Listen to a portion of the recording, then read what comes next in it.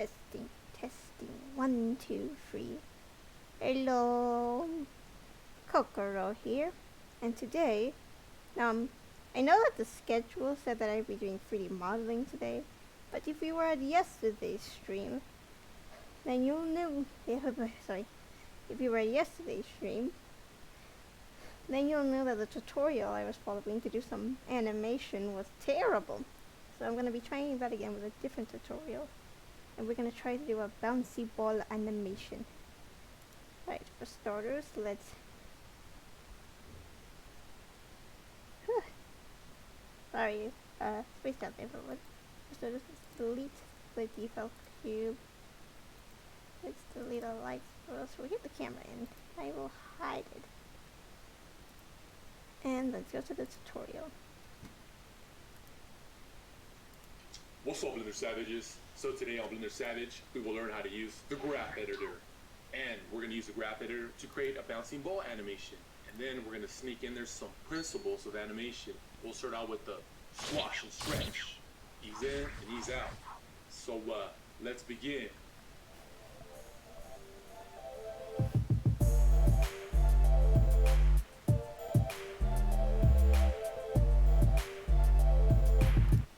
So by the way, I'll link the I'll add a link to the tutorial I'm following in the description of the VOD of this video, which will hopefully be up later today. Alright, continue. Alright, so let's get started. What we're going to do here is first delete the default cube, like every lesson in Blender. Execute delete. And I don't like using those tools there. T to hide that. Alright, so next I'm going to bring in the plane. And this plane here is going to be my floor. And then I'm going to make it 15 times bigger. So Shift A, Mesh, Plane, S15, Enter. There it is. Let me zoom out. Alright, let's add a plane and mesh. And scale 15. Enter. There we go. I'm gonna rename this floor. And I'm gonna save this as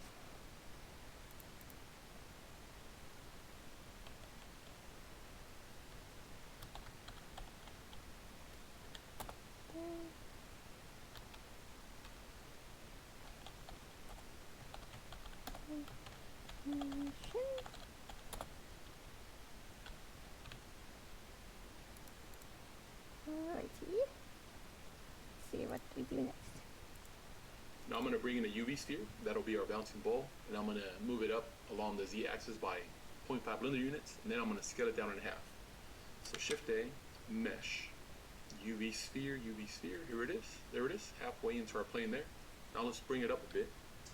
GZ, 0.5 enter. And now let's scale it down in half. S. Alright, let's add in a UV sphere, add UV sphere.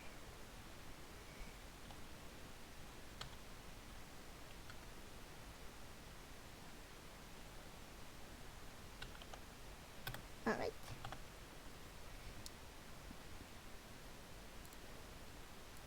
.5 enter. There we go. It's cool. And we scale it down. There we go.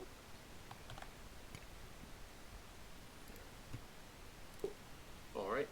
And let's see what's next. So I actually have here an instructional handout. If you are interested in this handout, link in the description below. You can actually get it on Amazon here. Right now I currently have a digital copy for $2.99. If you have a Kindle Unlimited account, you can read it for free. Cool, free 99. If you're one of my students, don't bother buying this. You're in my class. You get a free copy. Alright, so it looks like now I'm going to go over to the timeline panel, pull it up a bit so we can see it a lot better. Alright, here's a timeline panel down there. And here's the timeline panel. Pull it up.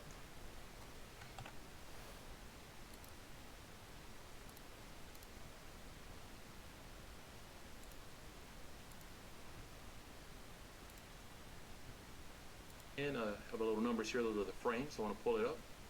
There we go, so now I can see the keyframes in there.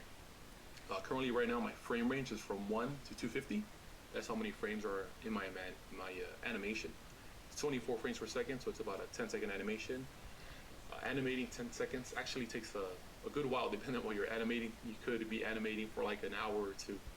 But I'm gonna reduce this down to 120 frames. So I'm gonna click on N right here. Alrighty. 120. There we go. 120. And you'll notice this darker area is gonna eat away over here into 120. Enter. There it is. Cool. So it kind of looks like everything shifted away, shifted over to the left. So what you can do is hover your mouse. No. Inside the timeline panel here, hit the home key on your keyboard. The home key is actually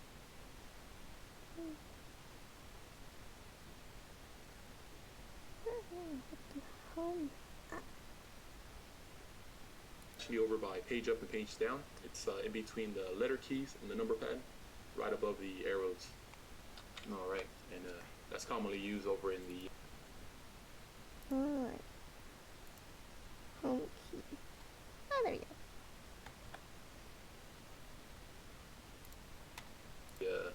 Graph editor as well. You can use a whole key there. Works in a lot of the editors. Alright, so here I am at frame 1, and I'm going to start keyframing the bouncing ball here. Keyframe the location and scale, not the rotation. We're going to do that later. First, we're just going to keyframe the location and scale, and you'll see why later. So I'm going to start with frame 1, and then keyframe 30, 45, 60, etc., etc. And we're not animating the ball, we're just keyframing. What this is going to do is create a holding points or pins for a curve, for a graph editor curve later. Animation curve, F curve is what they call it. Alright, so here you have the ball selected, the UV sphere. I'm at the I key while my mouse is in here, and I get an insert keyframe menu, and I'm going to go with location scale. So be aware of the location of your mouse.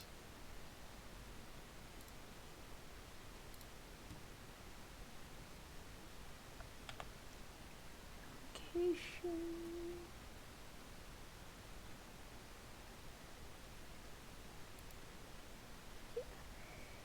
Right, I'm also going to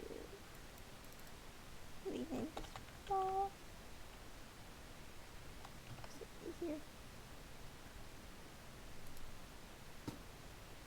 Because your mouse is down here on the timeline panel, you hit I get something else. This is for the timeline panel. So I want to edit the ball over here. I want to keyframe that. So frame 30, alright, I key. Frame 30, yeah.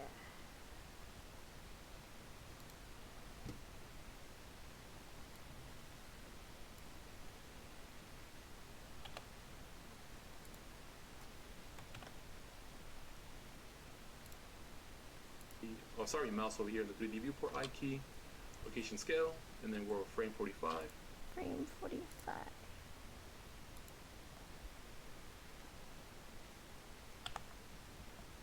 There we go.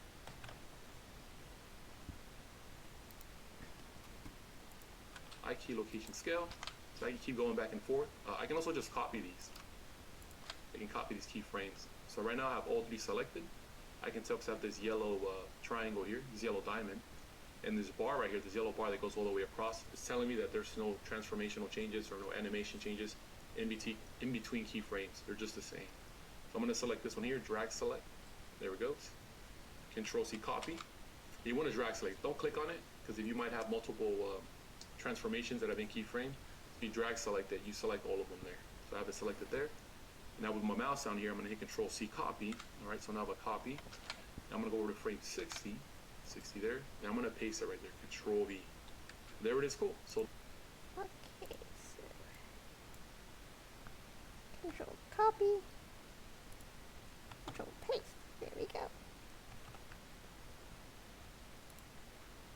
the same hotkeys that work in the 3D viewport are also going to work down here in the timeline editor and pretty much every editor in Blender. Now we're at 70, then 80, 85. Control V. 17.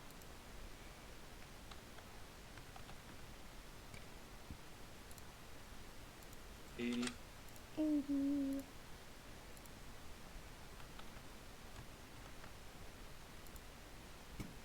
85. Control V. 85.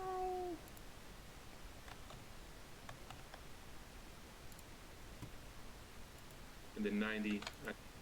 90.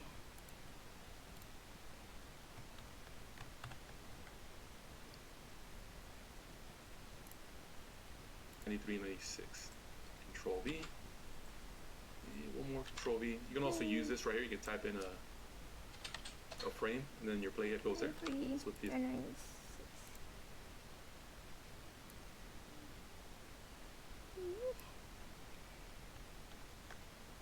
96. There we go. Okay. This little blue thing is the playhead. Alright, and you can also click on these arrows here.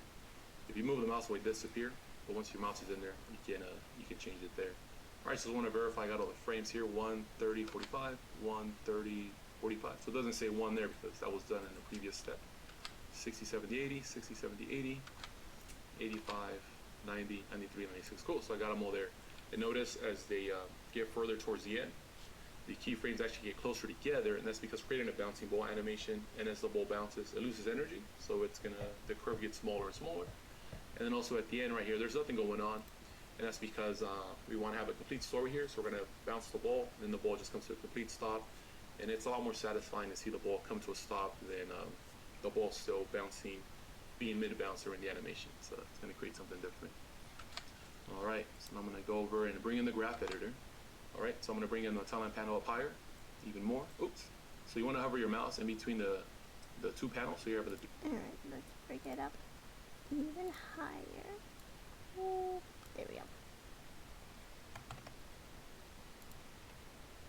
3D viewport timeline panel, and you want your mouse cursor to become a double-sided arrow like that first. So earlier I kind of went a little fast, so I didn't get what I was looking for. But I want this first, get the double-sided arrow. There we go. And now you can drag. Hold down the left mouse button and drag up. There it is. Cool. So I made it a little wider. Maybe too high. There he goes.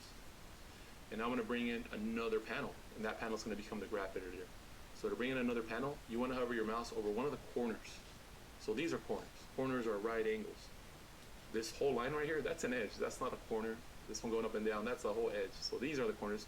Corners there, corners there. Those are the corners. Also notice when I pulled up this panel, I did this away from all these other buttons. That way I don't accidentally click on them. I don't want to do that. Alright, so I'm going to go over here, bring up the timeline panel, bring in another panel. And to do that, you want to make sure your mouse becomes this plus sign that I have down here, this plus sign symbol. So hover your mouse over the corner, get the plus sign symbol, hold down the left mouse button and drag up. Cool. Alrighty.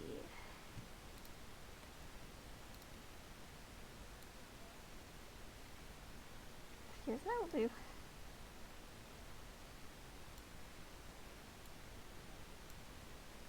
Hold on.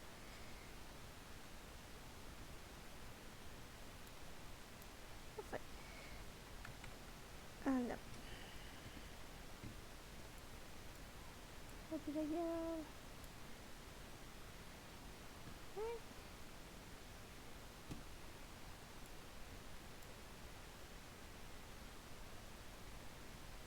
Hold up, I'm gonna exit this. I'm gonna be right back.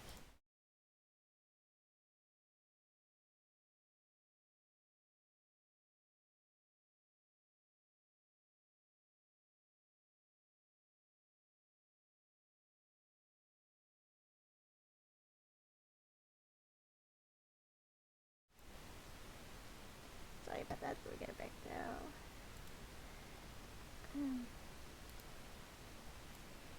There we go.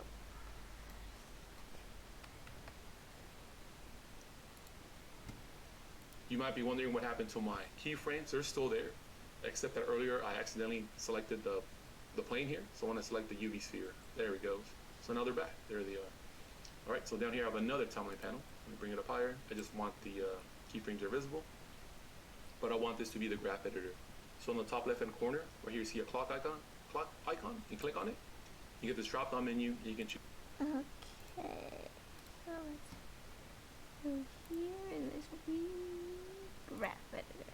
Okay. Do something different. So I'm going to click there and go with graph editor. There it is. Now the icon there is a graph editor. Every panel is actually going to have an icon on the top left. If you click on it, it gives you the option to change it to something else. So you have a graph editor there again. But this is going to be my 3D viewport. There we go. All right. All right, so down here in the graph editor, I have some lines in there. Let me zoom in. These are actually curves. So here's the blue one here. Let's zoom in on our graph editor.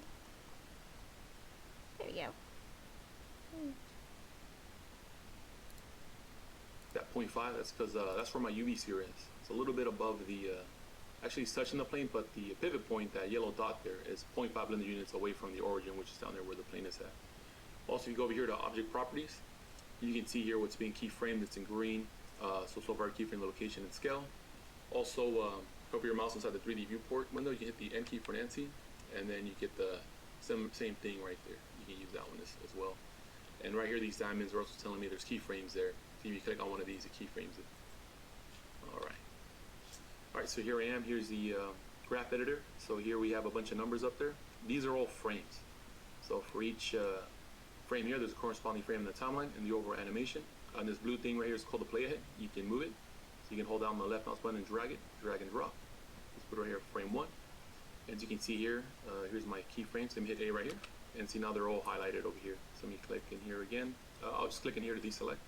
So all these little black dots have a corresponding keyframe in the timeline. So there's frame 1, keyframe 30, keyframe 45, 45. See, there we go. So that's the X right here on the 3D viewport. Sorry, in the graph editor. So in the 3D viewport up here, we have 3 axes, right? So 3 dimensions, we have Z up and down, X left and right, Y forward, back. But in the graph editor, we just have 2 dimensions. So in the graph editor, the X axis is going to be the frames, and then the Y axis right here, it's going to be a transformational change. So if I want to make something move along the Z axis, I'd have to move it here in the positive direction. If I want to make it go up on the Z axis. If I want to move something right on the X axis, I'd also have to make it move up right here in the Y axis for the graph editor. So the Y here in the graph is, in a way, it's kind of like up and down. It's still forward back in the 3D viewport, just in the axis. In the X axis is showing change either in the positive or negative direction for rotation, scale, and location. So let's get more into that. So on the left side here of the graph editor, we have the channel region. I can actually expand it. See these little arrows right here? Expand it. There it is. So far I've only keyframed the location and scale, and that's why I have these transformational changes that are visible to me. That's the only things I've keyframed. So I have not keyframed rotation yet. That we'll do at the end, or towards the end we'll do that. Right now I want the ball to go up and down. So that's a change on the Z axis. So I got to change the Z curve. There it is. So I have the Z curve selected there, but all the other curves are right there, right below it. I only want to use this one. So I'm going to isolate this one. See this eyeball right here? You can actually click and it'll hide it. So I'm going to hide all of them except for the Z one. Okay.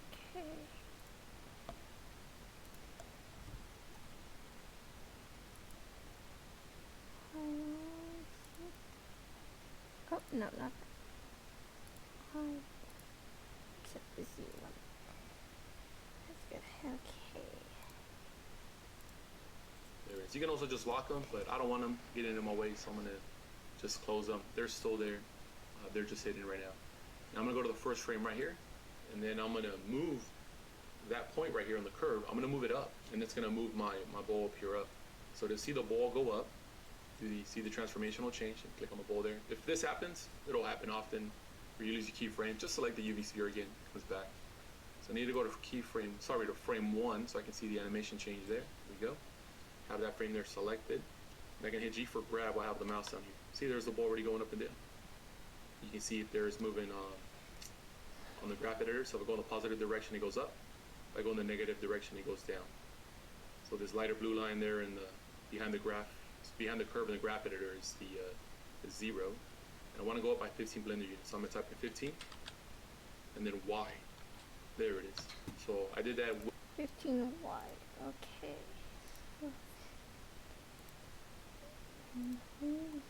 Clock.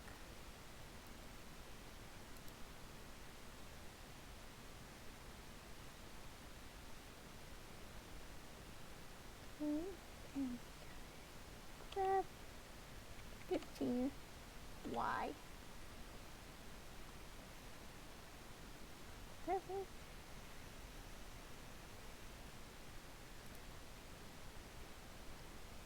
Oh, here I did. There we go.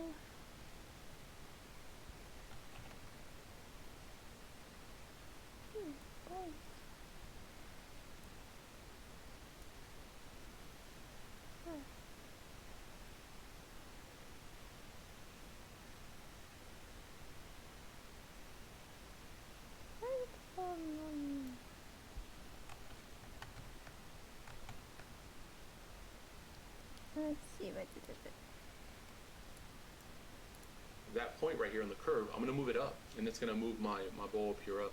So to see the ball go up, see the transformational change. I figured why. Because this is 3-0.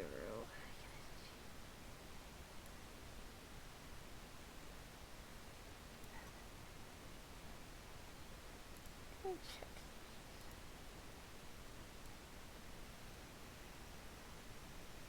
Okay.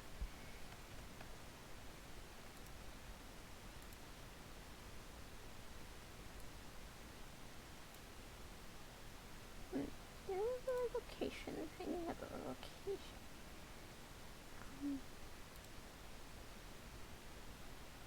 Click on the ball there. If this happens, Oh, well, I think I gotta check.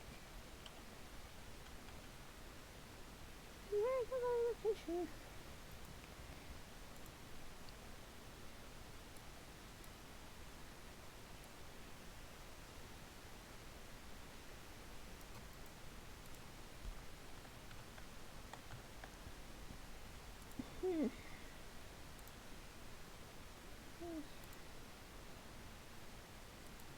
it'll happen often where you lose your keyframe. Just select the UV sphere again, it comes back. So I need to go to frame 1 so I can see the animation change there. There we go. Have that frame there selected. I'm gonna...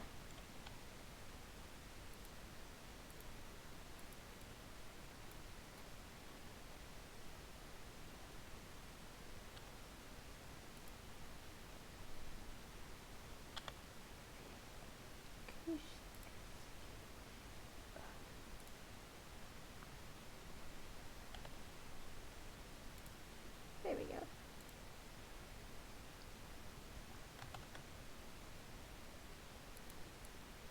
Yeah, that's...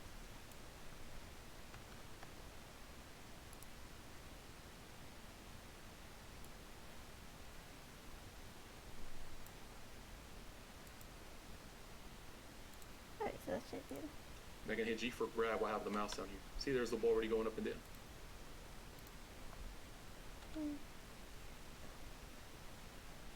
Oh.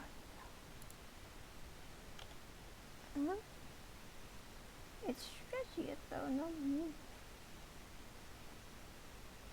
Well, it did say location, not scale. Can I hide?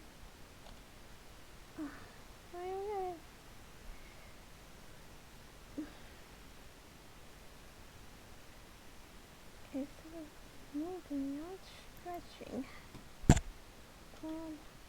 Y15. What did I do? Okay.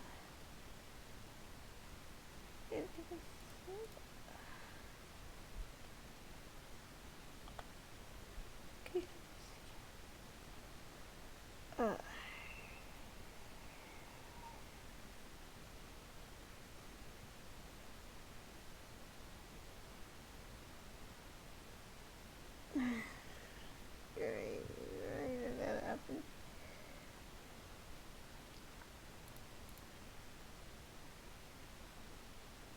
If I lock scale, does it work?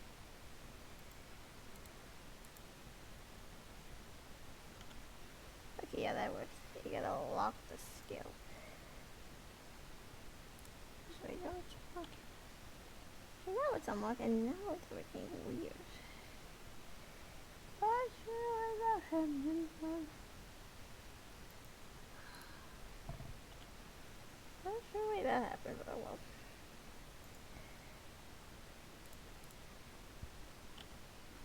I see, it looks like it needs to be hidden. So let's hide it.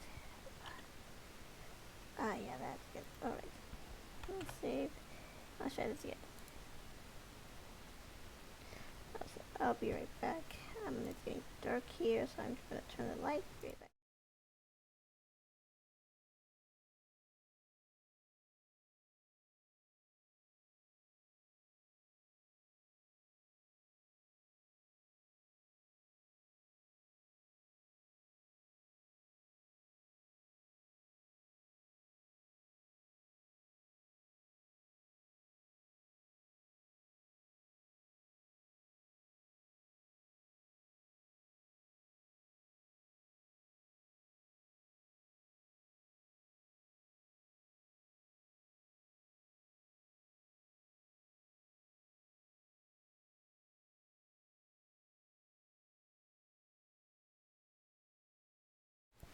Alrighty, I'm back with this.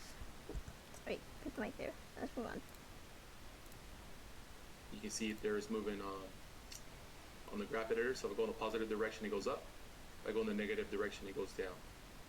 So this lighter blue line there in the behind the curve in the graph editor is the 0. And I want to go up by 15 blender units. So I'm going to type in 15 and then Y. There it is. So I did. Alrighty, let's make sure that's all. Down, and let's go grab 15 Y. There we go. If we zoom out, there it is at the top. I'm gonna save that. Did that with my mouse cursor in the 3D viewport. So I move my bowl here 15 units up on the Y-axis for the graph editor. And if I look over here, my transformational change is telling me what's going on. So I'm at 15.5.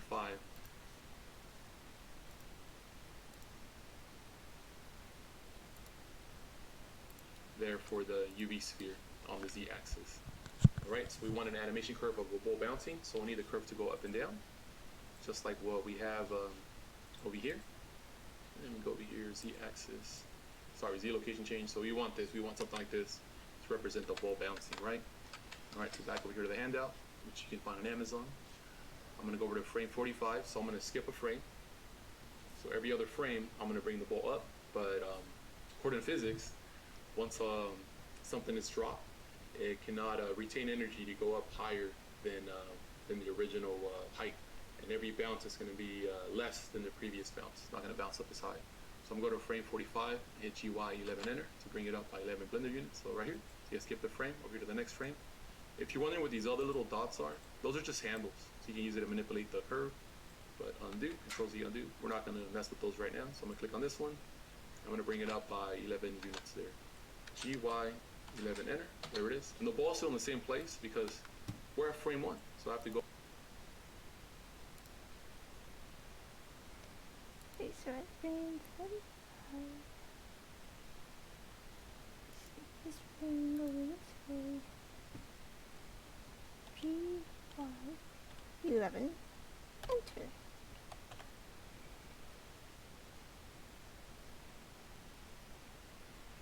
And now we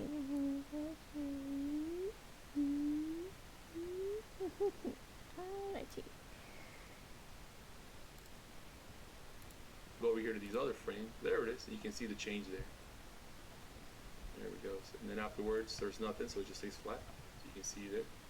So, or whatever happens here in the graph editor, there's a corresponding transformational change in the 3D viewport. All right, so over to frame 70 here. Frame 70 is GY 7 enter. Okay, frame 70.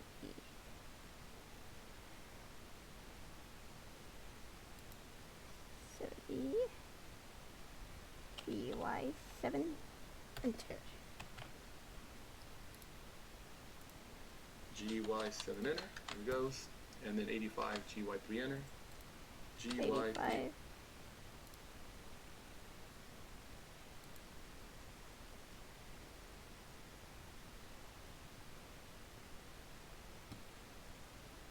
GY 3 enter. Enter. There it is. And then the next one down here at 93 GY 1 enter.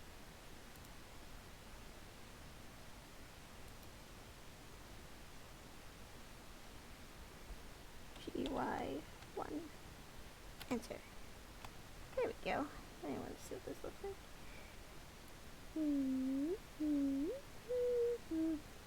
Okay, good. 93, there it is. You click on it there. GY, what was it, 1 enter? Oh, I forgot honestly. There it is, GY. Cool. Let me zoom out of here. I can hit A over here to select all, then hit the home key on my number pad, and it zooms and centers that as well. There it is, play button. So here's the wall bouncing. Alright, cool, so we got a bounce. It just looks kind of weird, right? So it kind of like slows down and it kind of just speeds up like mid-air. So it looks a little funny. So we'll fix that in a bit. Alright, so back over here to the handout. We're actually gonna select all the keyframes that are at the bottom here, all the dips in the curve. So I'm gonna click on this one first. There it is. And you can do this while the animation is playing, it's fine. Let me zoom out a bit. And you can also do a pan. You hold down the middle mouse button, you can slide around like this. All right, so I clicked on that one. I'm gonna hold on shift so I can multi-select. Click on this one here, this one, and then I think this one that we selected. Yeah, I guess we selected two. I'm gonna click on that one as well. There it is. All right, so what I'm gonna do is change the appearance here of the curvature. I'm gonna make the bottom parts here sharper so that the bowl moves a lot faster when it goes up and down. What we're actually doing is the ease in and ease out. So right now what happens is it eases in and then it eases out slow. It starts out slow, then it speeds up, and then when it's approaching another keyframe, it starts to slow down before it gets there. What we want to do is when it bounces to be very dynamic. We don't want it to slow down. We want the speed to be constant.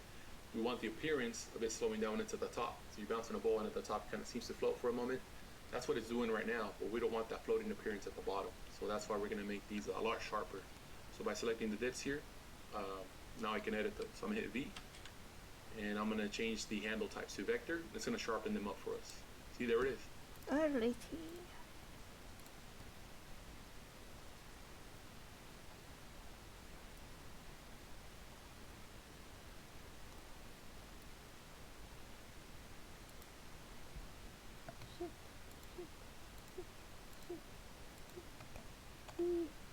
Vector.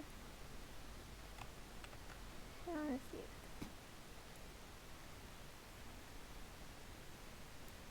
Okay, and bouncy. Yeah, it looks better. Get it. Save. So now I have this different looking curve, right? So here it looks a lot sharper, and then the bounce looks a lot neater. See, it almost looks like it's just being pushed off the ground. Boom, boom, boom. There it is. Cool. Still looks very stiff, very, very hard, right? So that's where the squash and stretch comes in. So now we have the ease in and ease out. So went to the top, slows down, and then here at the top it goes a lot faster. And the speed here is constant as well. All right. And so now I'm going to do the X location change. So before I do the squash and stretch, I want to move it from the right side of the X over to the left. So I'm going to pause this here, go over to frame 1, and I'm going to hide the Z location curve there and open up the X location curve. There it is. Go to my bowl here and select it. Cool. X location. Okay. Like that? Yes, that. Okay. All right. And let me click on X location there. There it is. So I clicked on it there. That means I have the A over here. There it is. And that's the X location A.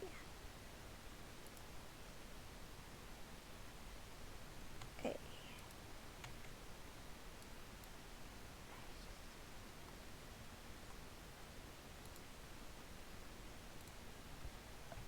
There we go. The X location curve.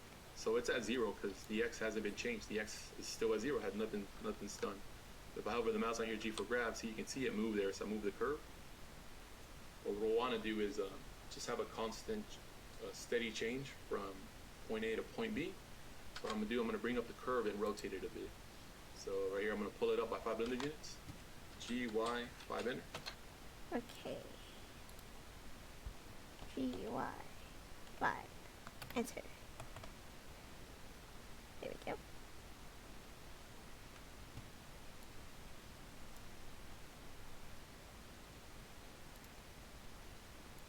There it is. You know, I'll have it play in the meantime. Alright, so you can see I already moved it away from the origin. It's 5 the positive direction for the x-axis. You can see it over here too, the transformations. Alright, so now I'm going to scale it out, make it a little bit longer. And this way the ball will continue to move even after it stops bouncing. So if it's a rolling ball, it's bouncing, eventually it'll stop bouncing and then give you a little bit of a roll. So I'm going to scale it up by 20%. S1.2, enter. There it is. And you get a little S1.2. Enter. wider. And now I'm going to rotate it a bit just by 7 degrees. So I'm going to get the ball to move from point A to point B. Because right now, here's the y-axis for the graph editor. The value is 5 all the way across. That's why the ball here is stuck at 5 on the X right here. So I'm going to hit R, 7, enter. There it is. Alright. R7, enter, Control C. So now we can see the change there. All right, so it starts over here at, let's see, X is 9.3 something. You can zoom into it right here. You can see a keyframe 1. It's almost at 10, so it's like 9 point something, right? And then we get closer to the origin over here. And then you'll see the ball move from this point here and closer to the origin there to 0, moving over to 0 over here. Alrighty, let's check. Huh?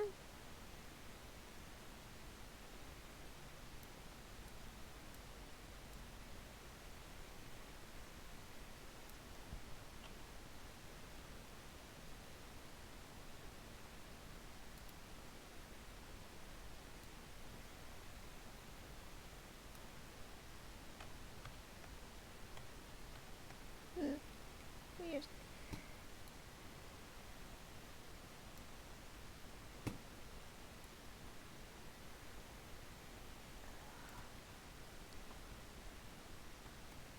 I did it right, did I?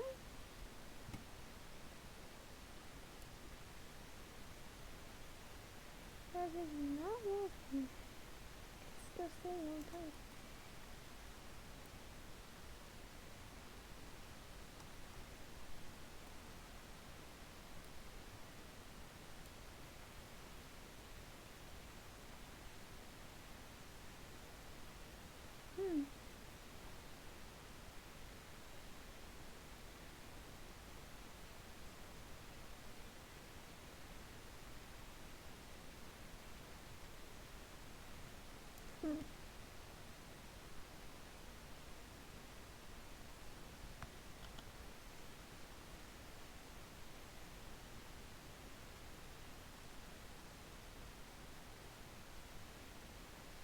Oh, maybe it's not. Oh, wait. Hold up. I was facing the right direction. It's still not.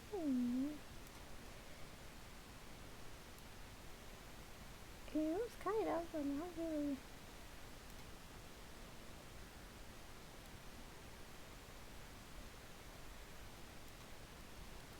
I'm gonna fix that.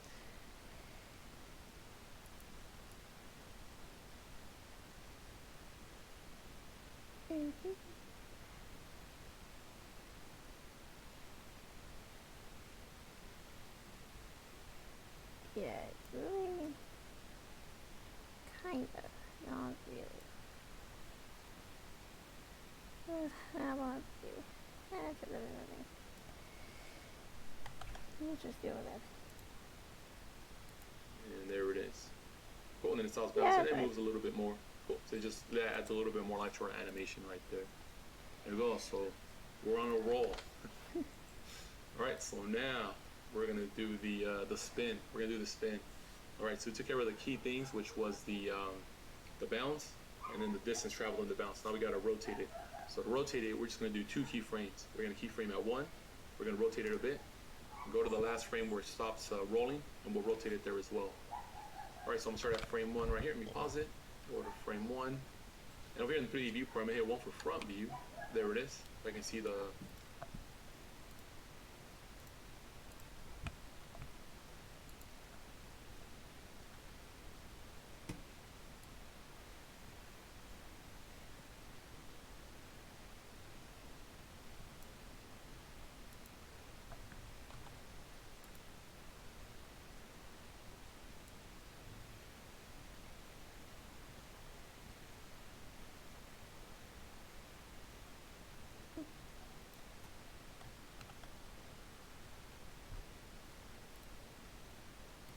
little bit of the plane here. So the ball's over here starts on this side. So if it's going that way, then it'd have to move from front view. It'd have to move counterclockwise, so in the opposite direction of the clock. So here I'm at 1 for keyframe 1. Put the mouse over here 1 for front view, and then I'm just gonna hit I. And oh, sorry, I need to rotate it first. So R for rotate, and just rotate it counterclockwise. Maybe like a couple times. Click. Now I'm gonna keep.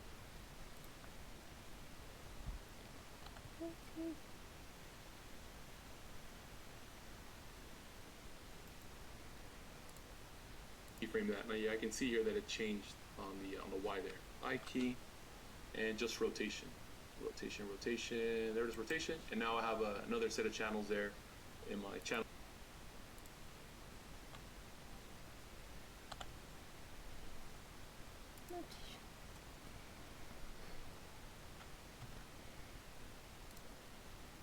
Region for the Y rotational change.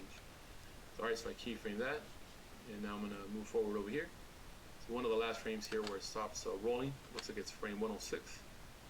106, and there it is. We'll play it at 106. Let me zoom into it, and I'm gonna rotate it a few more times, also counterclockwise. We got to keep going in the same direction. And this is one for front view, R, and just do a few more rotations. The more rotation you do, the faster it's going to spin, so it just depends how much spin you want. If you do a lot of rotations,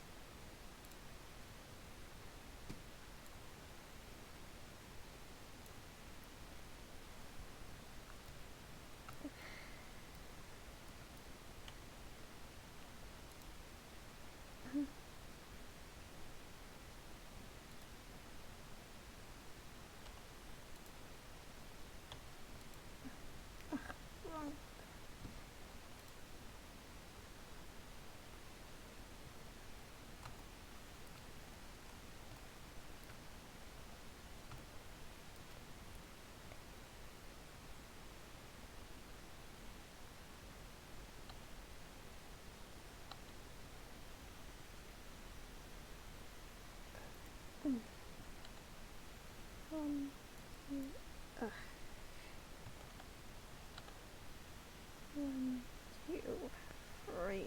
Oh, this is three.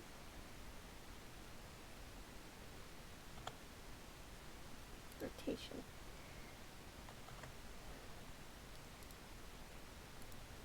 it's going to look very aggressive. You know, just maybe you don't want them. So I'm at the I key here, and rotation again. There it is, cool.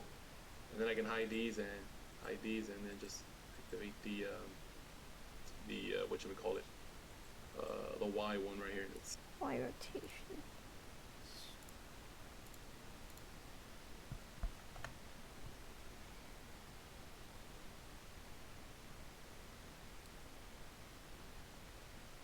What is rotation? Is that deep?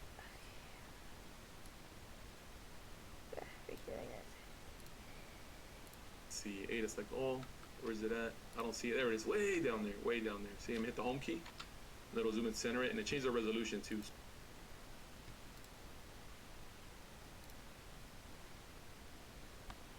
There you go.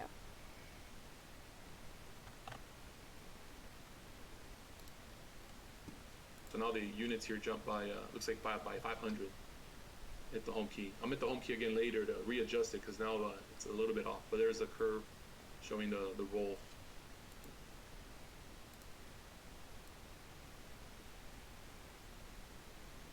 Yeah, it rolls. Let's play it.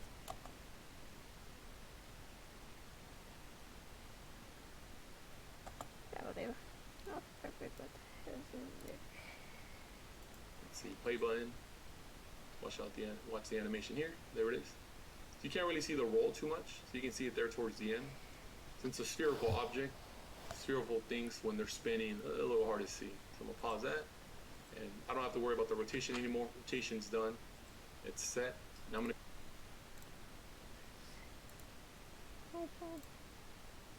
go back to Z location.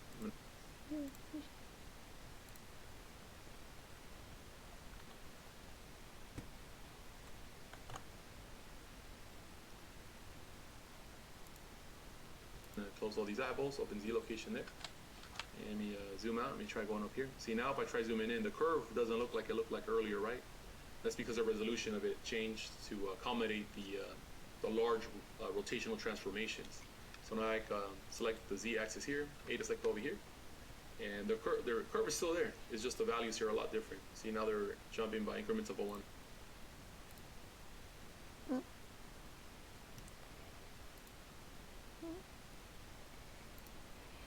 100. Hit A to select all, then the home key again, and there it is. Now it went back to normal. The same thing, it's just the units just changed on the left side, so it looks a lot better. All right. So what I'm going to do next is do the stretch, and I'm going to activate auto keying, this button right here. This will keyframe the stuff for me, so I don't have to worry about keyframing them.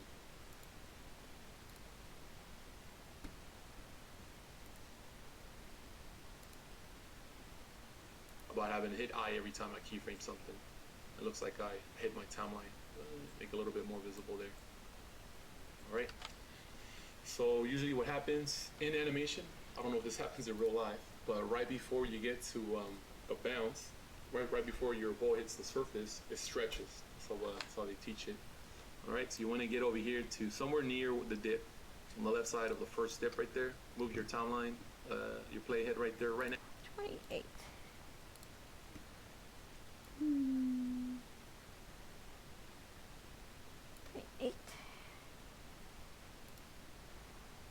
Next to it.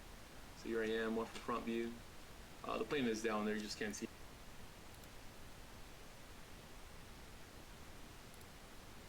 it because it's flat. So you can be 1, 2, 3 frames away from it. I'm gonna go maybe right there, 28. And I'm gonna scale this. I'm gonna hit S and then Z 2 times. 2, and then enter. The reason I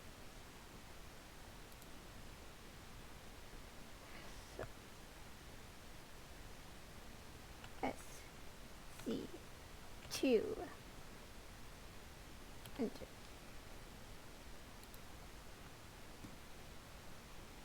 hit Z 2 times, so it scales along its own Z axis, not the global Z axis, just its own Z axis. 28. Oh, hold on. It's ready. Make a little bit more visible there. All right. So usually what happens in animation, I don't know if this happens in real life, but right before you get to a bounce, right before your ball hits the surface, it stretches. So that's how they teach it. All right, so you want to get over here to somewhere near the dip, on the left side of the first dip right there. Move your timeline, your playhead right there, right next to it. So here I am, one for front view. The plane is down there, you just can't see it because it's flat. So you can be 1, 2, 3 frames away from it. I'm gonna go maybe right there, 28. And I'm gonna scale this. I'm gonna hit S and then Z 2 times. Alright, S 2. and Z 2 times. Yes.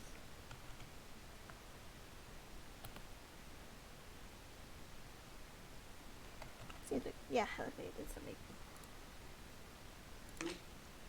And then enter. The reason I hit Z 2 times is so it stretches. So that's how they teach it. All right, so you want to get over here to somewhere near the dip, on the left side of the first dip right there. Move your timeline, your playhead right there, right next to it. So here I am, one for front view. The plane is down there, you just can't see it because it's flat. So you can be 1, 2, 3 frames away from it. I'm gonna go maybe right there, 28. And I'm gonna scale this. I'm gonna hit S and then Z 2 times. 2, and then enter. The reason I hit Z 2 times is so it's scaled. Alright, so let's S Z 2 times 2 enter. Okay. Just the Along its own Z axis, not the global Z axis, just its own Z axis. Another cool thing about this is because we have the rotation there, the stretch is also going to rotate. In 2D animation, when you create a bounce animation, the stretch is not rotating. It's actually pointing in the direction that it's going to bounce into. But since it's 3D, we have the advantage of us rotating the stretch, and it'll help us to view the actual rotation of the sphere of the ball bouncing there. All right, so now I'm going to go over to the next frame here. So here in the handout, it tells you which frames to use. But as long as you're near the dips here, we should be fine. And right now we're just doing the stretch. We'll do the swatch later. All right, so let's stretch this one here. S to enter. 32. ZZ. There it is. Cool. So the sequence. Oh, S2. Okay. Control Z. S2. Enter. ZZ. Oh, it's sticky other S2.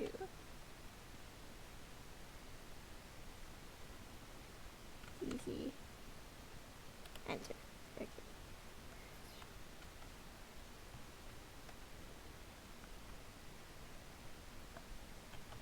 There we go. S2 CZ enter. There we go. Control save. So what's the next frame? 32. 32, but that's up before the jump. we go. 32.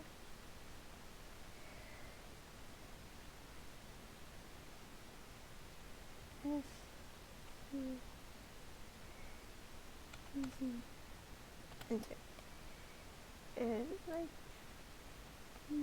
Oh yeah, that's it. Okay. Control save. The only thing that matters in the sequence is that S is hit first and enter is hit last. So hit S, ZZ to enter, or S to ZZ enter. The first time you hit Z, when I go SZ, it tries to scale it along the global Z axis. On the second time I hit Z, it's the ball zone Z axis. Since it's rotating, the Z axis is going to keep changing. All right, S, ZZ to enter. Oops, right click. So I made a mistake here. I did this when my mouse cursor was in the graph editor, so then it tried to scale the graph. So make sure you're aware of the location of your mouse. SZZ to enter. There we go. And thanks for auto key. SZZ to it. 54. Keying. It's recording. Oh, 59. 59 seconds.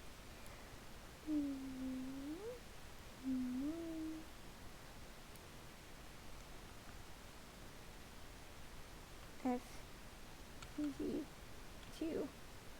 Enter. These keyframes for me. SZZ to enter. 62.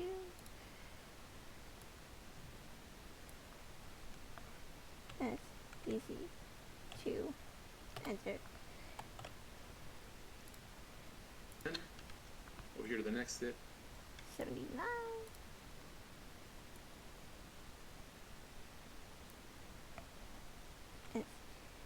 SZZ 2. Enter. SZZ to enter. Next step. 81. SZZ 2. Enter. SZZ to enter. Here we go. So let me zoom in right here. Get a little tight. And on this one, I'm going to make the stretch a little bit less. See, as you can see here, they get incrementally smaller. So I went a little bit ahead of myself there, but it's alright. So I'm going to go with S.5 on this one. SZ 1.5 enter. Alt Z again. There it is. Wait, what? 89.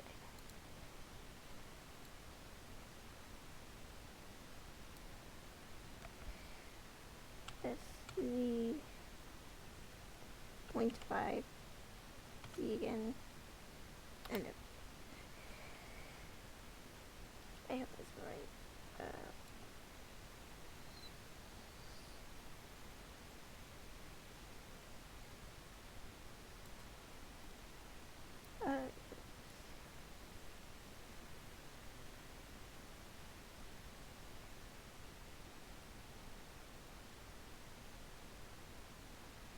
That's just what was it.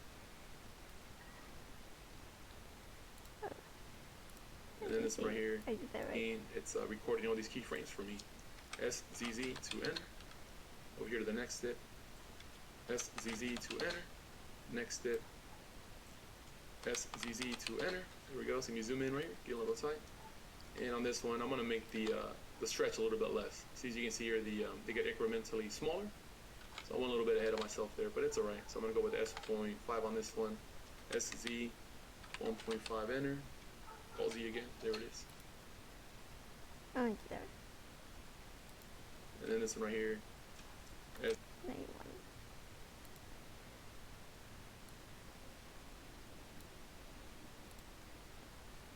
Z 1.25 enter. There it is. Cool.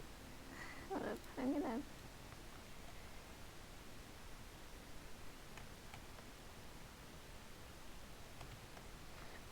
Do SZZ 0.5. That's very 91.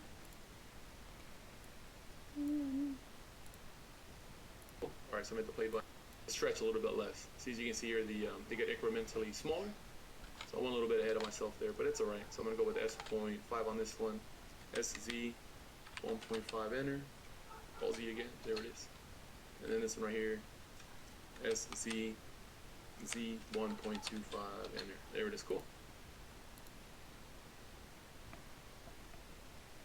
SCZ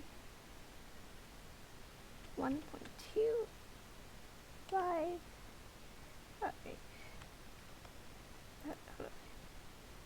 SCZ 1.25. Enter. See, I want to see. Alright, so I'm at the play button here. So you can see the stretch there. There it is. Cool. So we just got to add the squash. So the squash is a little trickier to make.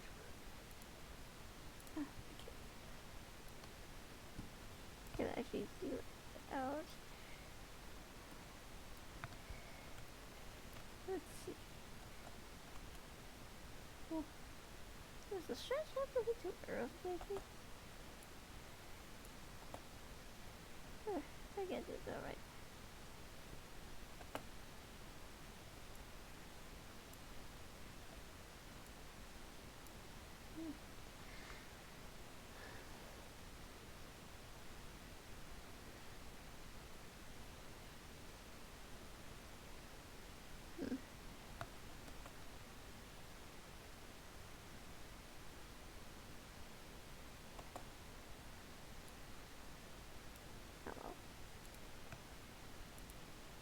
Alright. So also while you have auto keying on, make sure you don't go around moving stuff around or editing because it's going to record all that. Maybe you don't want to animate that. Alright, so I'm going to pause it. And I'm going to go to my first dip right here on the actual keyframe there for the dip, and I'm going to squash the ball. 30. 30.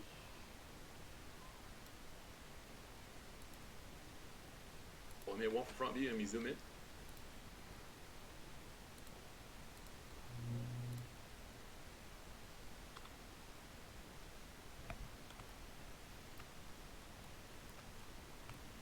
There we go. There it is. And I'm going to hit S, ZZ, 0.5 enter. There it is. And SCC 0.5 enter. SCC 0.5 enter. Control C. so now it doesn't look like it's squashed, right? It's kind of standing up.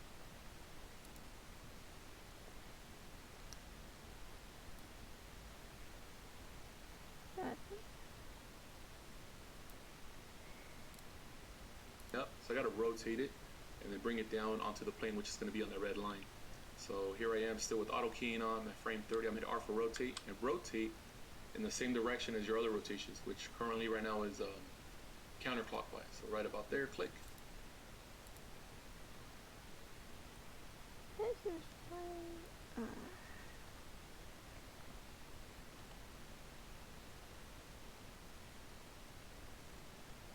I think it's fine. G for grab and bring it down on the plane. I know.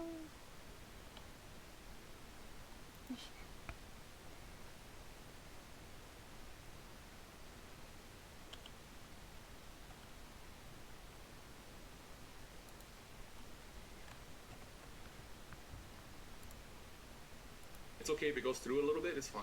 It's fine. We'll go over to the next one over here. 60. It's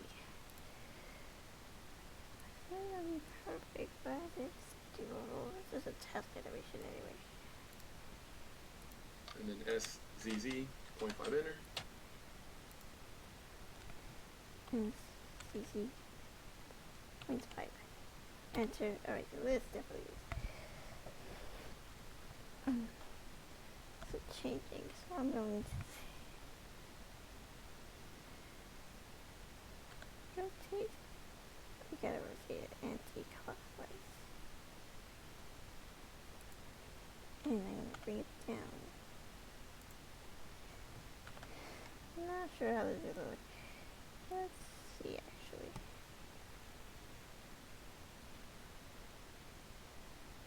Let's see what it looks like far away actually.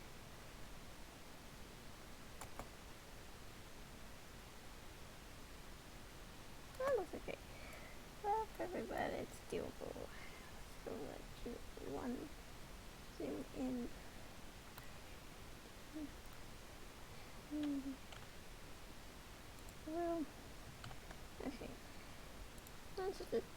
this way.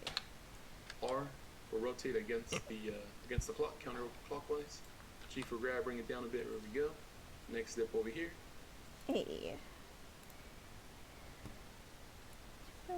80. Hold down middle mouse button. Oops, go front view, shift, hold down middle mouse button, pan over. S, Z, Z, 0.5 enter. R, rotate. Z, Z. 0.5. Enter. Rotate. Anti-clockwise. And bring it down.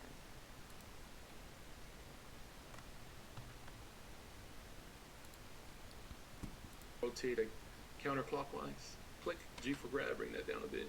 It doesn't have to be super perfect. See, it's a little bit off. That's fine. From afar. 90.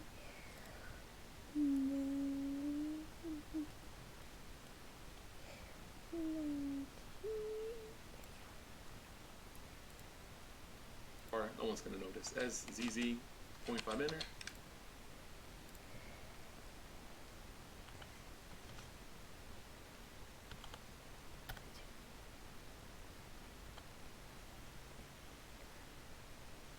Perfect.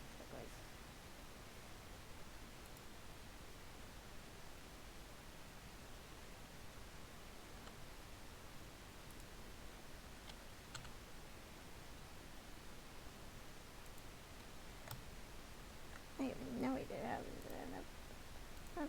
R for rotate counterclockwise, bam. G for grab, bring that down, bam.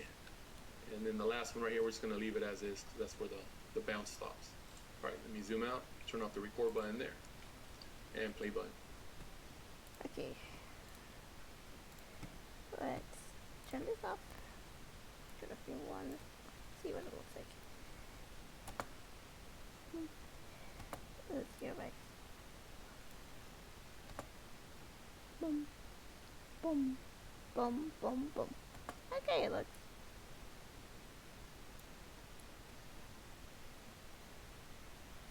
Let's go check.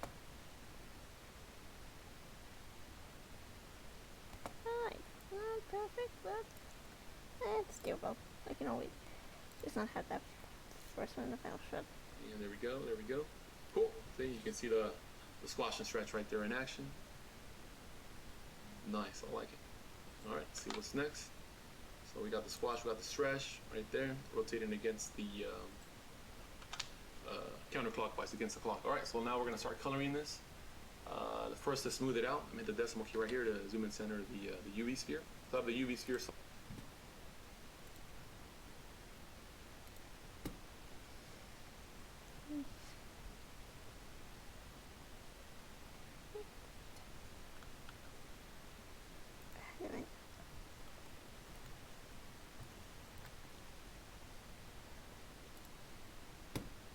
Selected, right click it and go with I want to shape it smooth. Shade smooth.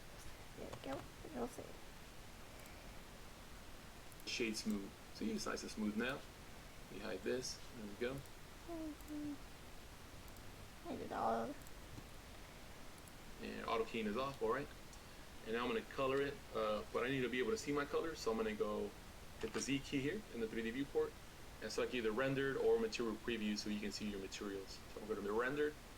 It's a rendered view. Okay. See? Rendered.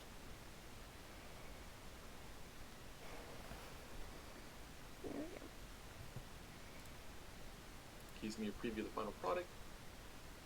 There it is. So I got this nice gray clay-like color here. Nice. Alright, so I'm going to go here to the 3D viewport, click on materials, the red marble there.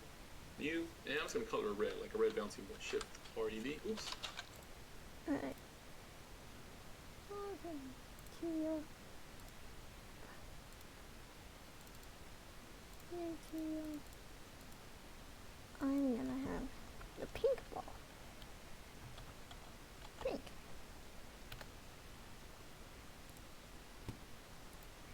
Hit caps lock, there it is. And then down here in base color, click inside the white bar.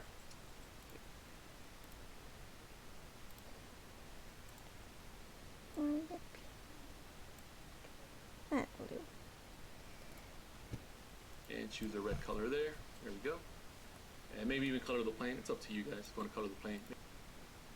I'm gonna start by adding a little light back in. I'm gonna move this down below so I can see better.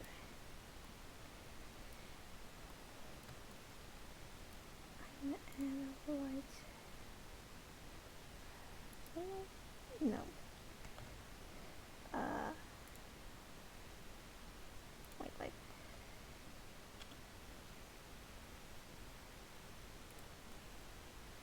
Oh, it's just about this and that part.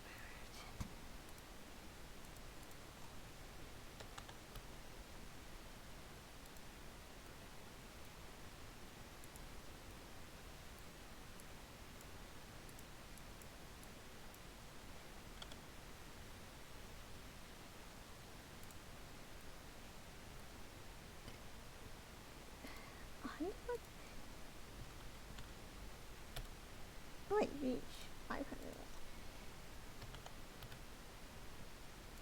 I wasn't even. There, that's doable. I may be well.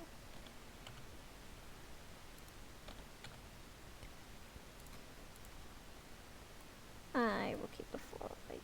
Okay. Maybe I'll make it like a light green color, like a pistachio green. Pistachio. I don't even know how to spell pistachios. There's pistachio green. Does that look like pistachios? Something. At least pistachio ice cream. Alright, so we got the colors there, the bowl. Alright, let's go ahead and Never mind. They did a second line. Light. Change the lamp here. I'm going to click on my light. Right now the light is a point light, has property similar to a light bulb or a candle. I'm going to go with an area light, which has property similar to a monitor.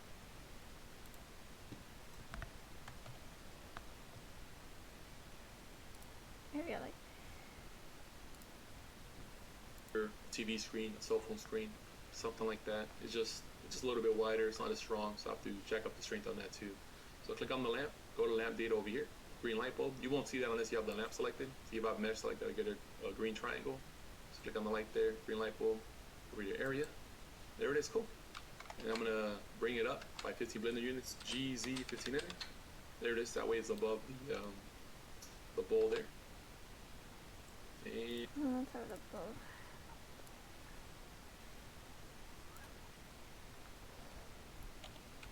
I don't need to be so specific. And I'm gonna bring the strength up to 5,000 watts. There you go.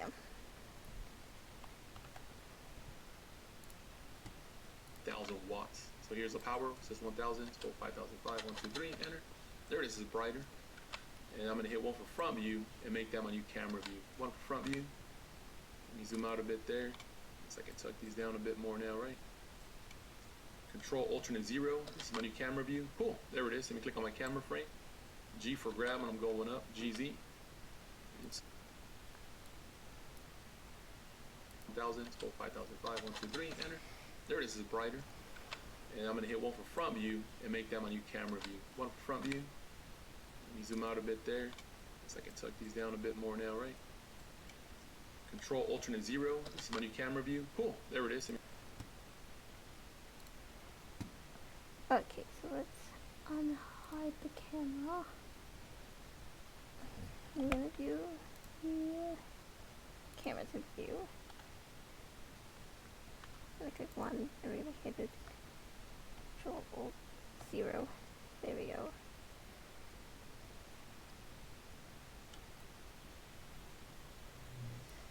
No. Exit. How do you exit?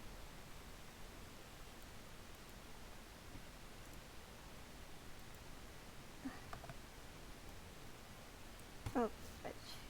Now I can't see a thing.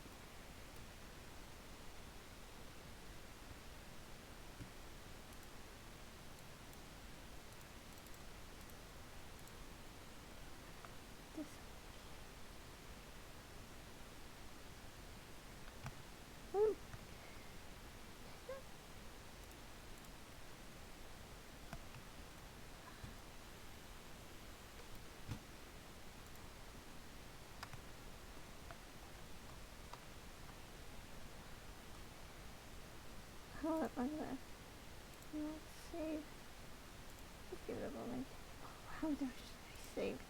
I should have saved a good amount. Probably just save. Blender. Huh, there we go.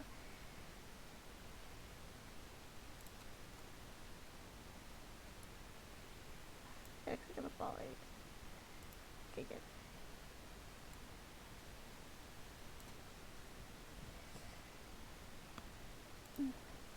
Right.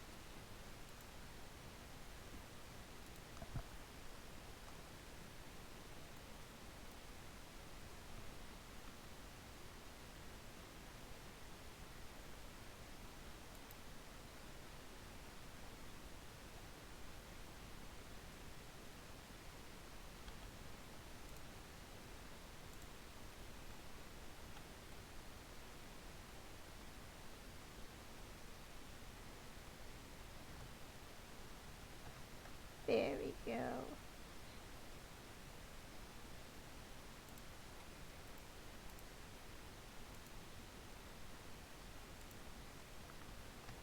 There we go. That's better.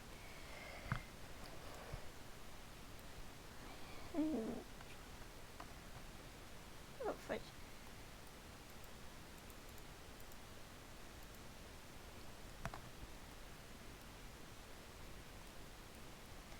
Not what I meant to do.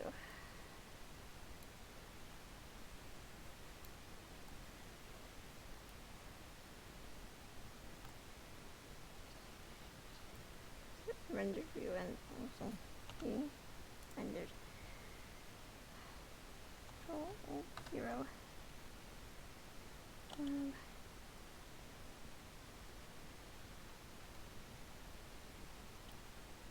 Shit.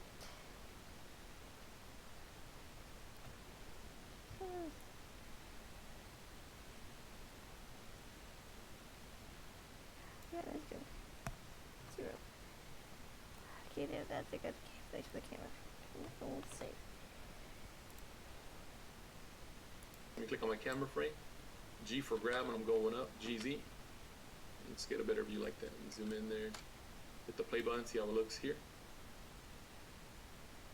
And there it is. Whatever view you want to go with, that's fine. I'm just going with this view here. That way I can see the whole animation there. There it is. You pause it. Go to frame 1 and click on this one to see what it looks. There we go.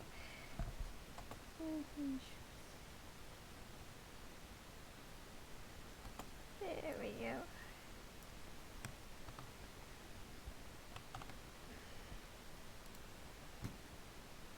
So why are you so good? Hold on, let's see. 0. Oh, fuck. Control C. No, what? No.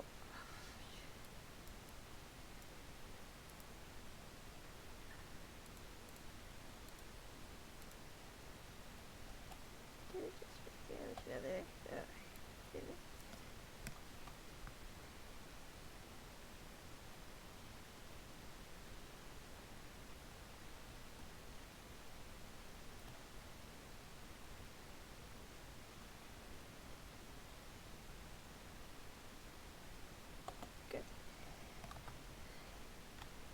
There we go. One good. The first frame. So the ball's there. I can still zoom in some more. G, Z, Z. G for grab, pulling it down. Play button. There it's cool. So I got the whole animation there inside the camera frame, so you can see where the ball starts there.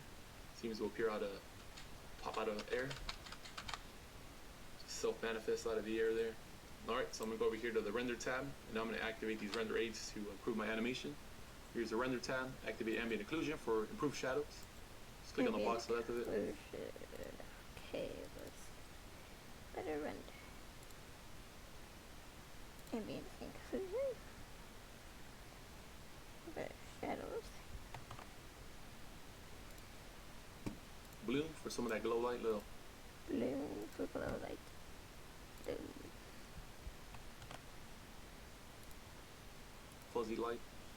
Screen space reflections, improve my reflections.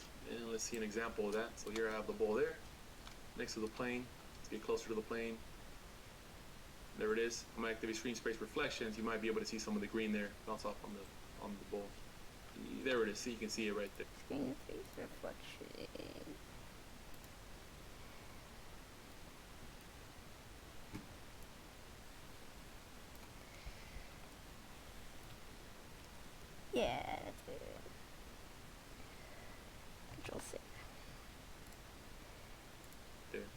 See those reflections are activated. Motion blur, so I get a little bit of that blur effect from fast moving objects. Motion blur. There we go. Control C. And then all I have to do is render it. Alright, so over here, the output tab, the one that looks like a printer, change the video format to MP4. So to do that, go with FFmpeg. And the reason I like MP4 is because it's the printer output is FFmpeg. Universally used file. I mean, you can upload MP4s to YouTube, Twitter, Instagram, Facebook, whatever. All right, container right now is Matroska, so it's still not MP4. I have to change this one right here. Right now, it's just give me an option to choose different file formats. So this is MP4 right here, MPEG. So MPEG.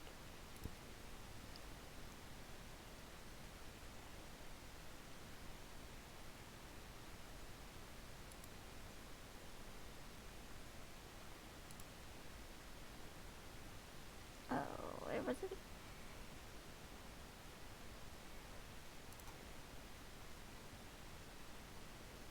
Container. Container, here we go. Epic. Save. Oh, you first time running your video. so it's this container, click on Matroska there, change it to MPEG-4, and now it's an MP4. You can click on this folder here to choose a location and name for your render video. Alright, so it already shows the name for my file and where to render out to. Yeah. Alright, so back over here to the graph editor. See, I have nothing there now because I don't have the UV sphere selected. It is selected. Just a quick overview real quick. So on the left side here we have our channel region, and over here is our graph. Obviously there's more to it. You have all these tools here, NQ for Nancy. You have modifiers you can also use to manipulate our graph. But hopefully this gives you a good overview of how to use the graph editor and gives you the Looks like we're done. Okay. Let's go to frame 1 more time. 1.0. Let's check it out one more time. Alright. Is that perfect? Very doable. Alright, where's... Alright. Well. That is all for today. Thank you so much for watching this. That's it for me for the week. We'll hopefully start again on Monday. And with that, I bid thee adieu.